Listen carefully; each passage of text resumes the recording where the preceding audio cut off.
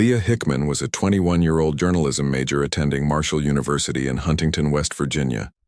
Bright, ambitious, and well-liked, Leah was close with her family and maintained a good relationship with her half-sister, Jessica Vickers, whom she lived with in a small apartment near campus.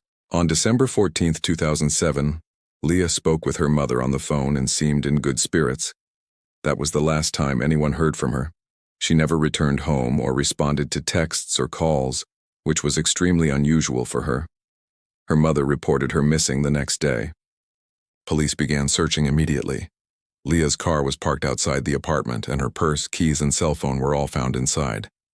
There were no signs of a struggle, and the door was locked. Investigators interviewed neighbors and canvassed the area but found no solid leads. Her half-sister Jessica had been out of town when Leah disappeared but returned to assist with the search. As days passed, the investigation began to focus more closely on people in Leah's inner circle. Rumors began to swirl in the local community, and pressure on law enforcement increased.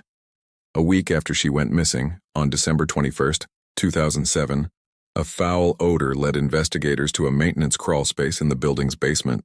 There, behind a locked utility door, they discovered Leah's body stuffed inside a laundry hamper. She had been strangled. The autopsy confirmed that Leah had died shortly after she disappeared. The placement of her body indicated the killer had knowledge of the building and access to areas that others did not. Strangely, there were no signs of forced entry into the apartment, suggesting Leah may have known her killer. Suspicion briefly hovered around several acquaintances and past romantic interests, but no arrests were made. The investigation stalled due to lack of physical evidence and no eyewitnesses. Years passed and the case remained cold. In 2010, police announced they had DNA evidence from the crime scene and were actively comparing it to potential suspects, but they did not publicly name anyone. Despite multiple interviews and renewed appeals for tips, no one has ever been charged. Leah's mother, Sherry Russell, became a vocal advocate for cold case awareness, regularly organizing memorial events and pressing authorities to keep the case alive.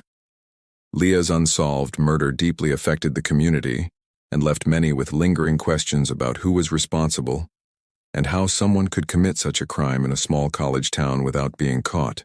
In 2017, on the 10-year anniversary of her death, Huntington police stated they still consider the case open and active. They continue to encourage anyone with information to come forward, no matter how minor it may seem.